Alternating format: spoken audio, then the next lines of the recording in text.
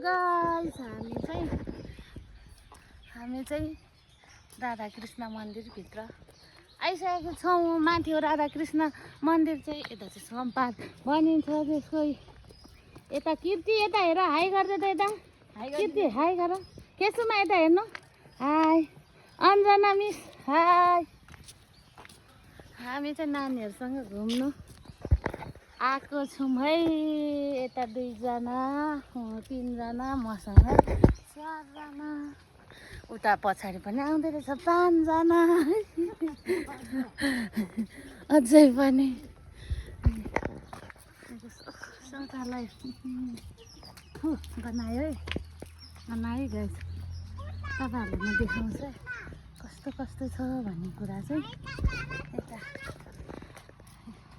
यो चाहिँ पार्क पहिले पनि हजुर